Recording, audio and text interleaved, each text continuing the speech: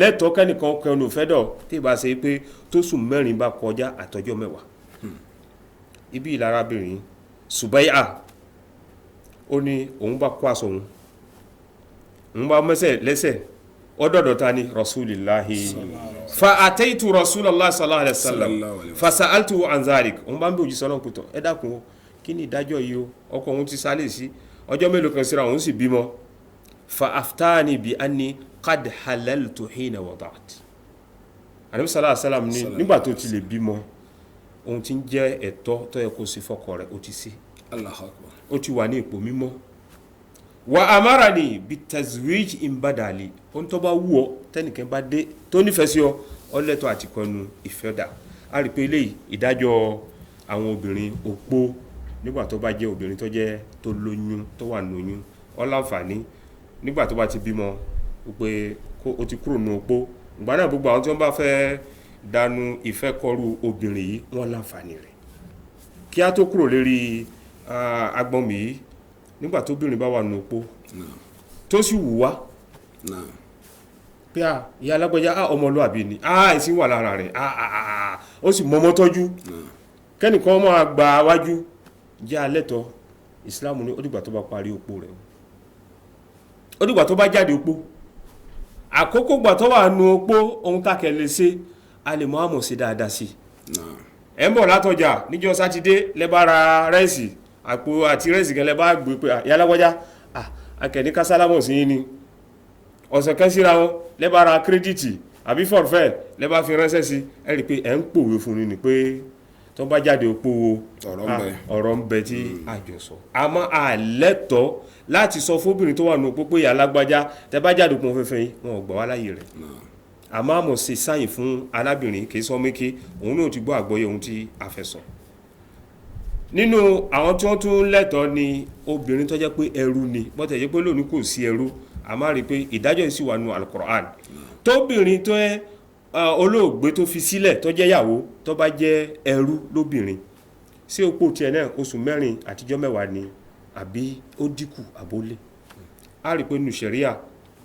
àwọn àfáà mọ́ ń fi ọ̀rọ̀ ìyà tá bá fẹ́ jẹ obìnrin ní 100 búlálà nípa ṣìnà a rí pé tó bá jẹ́ ẹrú ni wọ́n ní wà àwọn tó jẹ́ ẹrú ìlàjì nisfu ma alal muhsanat ìlàjì ìyà 100 búlálà 50 fún ẹrú nítorí pé ẹrú ni nítorí pé òun náà ìjọmọlúàbí rẹ̀ àsìkò tó ní lọ́dọ̀ ọ̀gá rẹ̀ kìí sòdìdí òun kò nira rẹ̀ a rí pé irú ìdájọ́ ilẹ̀ níbẹ̀ fún obìnrin opó tó jẹ́ ẹrú a rí pé oṣù 2 náà ni ó lò àtijọ́ 5 báwo la ń ṣe mọ́ ka ọjọ́ nígbà tó obìnrin bá ń bẹnu opó a rí pé oṣù òkè la mọ́ fi ń kà kì í ṣe oṣù èbó àìfi kàlándà èbó Gregorian àìfi kà kàlándà òkè la mọ́ fi ń ka ọjọ́ nínú opó náà la mọ́ fi ń ka ọjọ́ nínú opó eléyìí náà tún jẹ́ ìdájọ́ náà ìdájọ́ táwọn àfáà sọ nípa ń tọrọ mọ́ opó kí lè ọgbọ́n ìjìnlẹ̀ tí ń bẹ ń bi oṣù 4 àtijọ́ 10 kò sí lè jẹ́ pé ẹ mọ̀ pé a ti sọ̀rọ̀ jàhílíyà kọjá pé ọdún kan lẹ́nà àwọn ń lò àmọ́ gbà tí sẹ́rí ogbè tiẹ̀ dé a rí pé ó ṣe ní oṣù 4 àtijọ́ 10 ọgbọ́n ìjìnlẹ̀ wo ni mẹ́mẹ́ àwọn àfáà wọ́n ní ó ṣeéṣe kọjá yí pé obìnrin yìí lóyún láàrin oṣù 4 tó bá lóyún ní ó hàn oyún yóò hàn sóhun kálukú ní sẹ̀rí àfi mú oṣù 4 àtijọ́ 10 wọ́n wá dúró lórí hadisi Abdullahi ibn Mas'ud sàbí tá dákọ́ lẹ́ẹ̀kan ọ̀rọ̀ ló tún jẹ́ wáyé o nínú 40 hadisi ẹlẹ́kẹrin Ọlọ́hun bá subhanahu wa ta'ala nù hadisi yìí ó ní ìṣẹ̀dá ọmọ èdè ènìyàn mọ̀ pé sínú ìyá rẹ̀ tó bí 40 ọjọ́ àkọ́kọ́ ní ọmọ jẹ́ àtọ̀ ọjọ́ ìní 40 ọjọ́ ẹlẹ́ẹ̀kejì ní ó di ẹ̀jẹ̀ kíkì 40 ọjọ́ ẹlẹ́ẹ̀kẹta ní ó di bàṣẹ ẹran ọjọ́ 120 days 40 lọ́nà mẹ́ta a rí pé ń ṣe 100 kan àtogúnjọ́ àkókò gbà náà yóò bá aṣọ ilayhi malak àwọn ará màláíkà sínú ìyá tí màláíkà bẹ́ẹ̀ dé ní ó ṣe àwọn iṣẹ́ kan alákọ̀ọ́kọ́ ní ó fẹ́ ẹ̀mí sí bá sí ẹran náà ní ó fẹ́ sí la ẹ̀mí ó wọnú bá sí ẹran òun náà bẹ̀rẹ̀ sí mọ́ mí ẹ̀mí ó wà lára rẹ̀ lẹ́yìn oṣù mẹ́rin ni wọ́n wá kọ gbogbo ìṣẹ̀mí rẹ̀ gbogbo ohun tí ó wà lò láyé aziki rẹ̀ olówó ni tálíkà ni àárọ̀ ni ó ní dalẹ́ ni ó ní lọ́sẹ̀ dalẹ́ ni àwọn nǹkan yìí akọ ní ọjọ́ yìí ajalihi bó tó wọn ṣe kúrò láyé accident ni àárẹ̀ ni ó travel ni ó wà ní ọkọ̀ ni ó wà lórí títì ni àwọn nǹkan tí ó ṣẹlẹ̀ sí ní ọjọ́ tí ó kúrò ọjọ́ yìí la parí sẹ́yìn amalihi iṣẹ́ wo ló ń tọ̀ wọn ṣe láyé ní òkè ó ní ọ̀pọ̀lọpọ̀ dẹ́ntì ń tajà ní ó lọ sí sùkúù ní ó gba gbogbo sàtífíkẹ́tì tó bá yá ní ọ̀pọ̀lọpọ̀ dẹ́ntì tó yẹ pé ní ọmọ kọ́lé ni àti bẹ́ẹ̀ bẹ́ẹ̀ lọ iṣẹ́ tó ń kálukọ́ wà sí láyé á parí ẹ̀ ní ọjọ́ yìí èyí tó á parí gbogbo ẹ̀ tó lágbàjù òun náà ni pé ṣé eléríire ni àbí eléri ibú kọ́lọ̀ nǹkan sómi àtẹ̀yìn ọjọ́ yìí la fẹ́ parí iṣẹ́ yìí a rí pé hadisi ń fi wálé náà nípa pé àwọn àfáà nígbà tí wọ́n máa ń sọ̀rọ̀ oṣù mẹ́rin àtijọ́ mẹ́wàá a rí pé wọ́n ń fi ọ̀rọ̀ oyún tó yún máa ń bẹ lára ìyàwó láàrin oṣù mẹ́rin oṣù náà hàn ní ọ̀hàn sún kálukú wọ́n máa jẹ́ pé olóògbé ọlọ́tán àmọ́ ló mọ àwọn ọmọ àlè kan àwọn ọmọ pé mọ́ńtọ̀ òun ni ṣẹ̀ríà fi ṣe ní oṣù mẹ́rin àtijọ́ mẹ́wàá afa Sa'id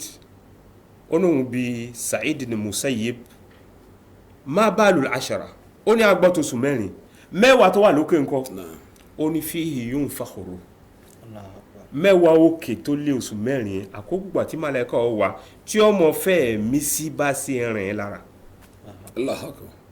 a rí pé àṣì ọgbọ́n jìnlẹ̀ ń bẹ bí àwọn oṣù mẹ́rin àti ọjọ́ mẹ́wàá wọ́n sì ń fẹ́ tóbìnrin tọkọ rẹ̀ bá kú ó bá di pé ó fẹ́ ra kù kó tètè sọ fún fámílì kọ́mọ́ di pé ọ̀rọ̀ mi wàhálà mi ọ̀padà mọ́ jẹ jáde lẹ́yìn rẹ̀ kó tètè sọ fún ọ pé bàbá alágbájá ẹ gbọ́ mọ́mọ́ ti fẹ́ra kú o báyìí kó kálukú mọ̀ kọ́ máa di pé ọjọ́ kan lẹ́ẹ̀dẹ́ pé tán oyún ìdóṣù mẹ́fà làwọn èèyàn ṣe ń béèrè pé aláàjì ń jọ sí tí àkọ́bámọ́ kì í ṣe ohun tá a mọ̀ fi pamọ́ àìpa a rí i pé ìdájọ́ ọ̀rọ̀ mọ́ ọ̀pọ̀lọpọ̀ nǹkan ṣẹ̀ríà eléyìí jẹ́ ìdájọ́ àkọ́kọ́ nípa òpó kí a tẹ̀síwájú nípa ọ̀rọ̀ òpó kẹ̀yìn náà. فإذا بلغنا أجلهن فلا جناح عليكم فيما فعلن في أنفسهن بالمعروف والله بما تعملون خبير. a rí pa àwọn obìnrin nígbà tí wọ́n bá ń ṣe tí wọ́n bá wà ní opó ẹni tí ń ṣe nǹkan oṣù tí nǹkan oṣù ò dúró lára rẹ̀ nítorí rí nǹkan oṣù ẹni tó sì dàgbà àìsà tó jẹ́ pé ó ti wọ menopause tí ò rí nǹkan oṣù mọ́ a rí pa àwọn ilé ni mo ń fi oṣù ìparí oṣù kọ̀ọ̀kan náà wọ́n mọ̀ fi ṣe ìdá wọn àbọ̀ méke tí èyí ti bẹ̀rẹ̀ sí mọ́ rí nǹkan oṣù. lásìkò àní Muhammad sallallahu alaihi wasallam arábìnrin kan bẹ tó ń pè ní Ummi Habiba ọ̀kan náà àwọn aya Ànábì sallallahu alaihi wasallam àti Zainab ọmọ Jahsh. wọ́n ní sẹ́lá Ànábì sallallahu alaihi wasallam ó ní la yahillu limra'atin kò tọ́ fún obìnrin kankan èèwọ̀ ni tu'minu billahi wal yawmil akhir tó ní gbàgbọ́ sí Ọlọ́run ọba Allah pé ọba àṣọ ni tó sì ní gbàgbọ́ sí ọjọ́ kan yìí pé alkiyama ń bẹ àjíǹde wà tí gbogbo atákùrà lọ síwájú Ọlọ́run ọba subhanahu wa ta'ala fún ìdájọ́ an tahidda ala mayyitin fawqa salas kò gbọ́ lọ sí opó fún ẹnìkan nínú àwọn òkú nínú mọ́lẹ́bí rẹ̀ jùjọ́ mẹ́ta lọ illa ala zawjin arba'ata ashhurin wa ashra àfi kó jẹ́ pé ọkọ rẹ̀ nìkan ṣoṣo náà ni ó so pọ̀ oṣù mẹ́rin àtijọ́ mẹ́wàá hadisi ń bẹ nínú tírà Imam Bukhari àti Muslim kí ni ìdájọ́ ta fẹ́ yọ ń bì òun náà ni pé tóbìnrin bá wà láyé àwọn òbí rẹ̀ wà àwọn àbúrò rẹ̀ wà àwọn àǹtí rẹ̀ wà tọ́lọ́wọ́n bá bá pẹ́ nìkan sọ́dọ̀ nínú wọn jọ́ mẹ́ta nìkan ní Islam fún tọ́ láti fi kàánú jọ́ mẹ́ta bàbá rẹ̀ lọ́sàálẹ̀ sí wọ́n rẹ̀ fún jọ́ mẹ́ta ìyá rẹ̀ ní jọ́ mẹ́ta náà ní ṣẹ̀ríà fún ọkọ nìkan ṣoṣo ló láǹfààní oṣù mẹ́rin àti jọ́ mẹ́wàá nítorí pé gbígbé tí wọ́n jọ gbé pọ̀ ọ̀pọ̀lọpọ̀ nǹkan ló ṣẹlẹ̀ nígbà tí nǹkan yìí bá dé a rí pé psychology obìnrin ni ó yàtọ̀ ó wà lọ́jà àwọn kẹ́pẹ́ fóònù pé alágbájá ẹ̀dàkùn ẹ̀mọ́ sáré bọ̀ wálé o ní ó délé bá wọn máa ń túfọ̀ fún nǹkan yìí tó gbà sára ó nídìí àkókò ní ọ̀kọ̀ọ̀kọ̀ bá gbogbo mẹ́ndì rẹ̀ jẹ́ gbogbo ohun tó nínú lákàyè a rí pé ọ̀pọ̀lọpọ̀ nǹkan ní mo ń ṣẹlẹ̀ sáwọn obìnrin nígbà tí a bá túfọ̀ fún wọn àmọ́ ìtọ́jú òbí rẹ̀ ní jọ́ mẹ́ta ní ṣẹ̀ríà fún àbúrò ẹ̀gbọ́n ìyá rẹ̀ lọ́sálẹ̀ sí wọ́n fún níjọ́ mẹ́ta tọkọ rẹ̀ bá wá yọ̀ọ̀dá fún pé kó wà pẹ̀lú wọn láàrin ọ̀sẹ̀ kan bábúlé fi jù bẹ́ẹ̀ lọ àmọ́jọ́ mẹ́ta inú ẹ̀tọ́ rẹ̀ ni ọgbọ̀lọ̀ lọ sí àwọn òbí rẹ̀ kó jókòó kó káàánú pẹ̀lú a rí pé eléyìí ó tún jẹ́ ìdájọ́ kan nínú àwọn ìdájọ́ ṣẹ̀ríà tó yẹ kí a mójútó ọ̀rọ̀ ìmúra tí mo ṣẹlẹ̀ kan ń fi àdìsí kan ń fi kí ọ̀rọ̀ ìmúra àdìsí wa nu Bukhari àti Muslim àdìsí Ummi Salama ó ní alábìnrin kan lásìkò Ànábì sallallahu alaihi wasallam ó ní wo òjíṣẹ́ Ọlọ́run inna binati tuwufiya anha zawjuha ọmọ mi lóbìnrin ọkọ rẹ̀ ti sálẹ̀ sí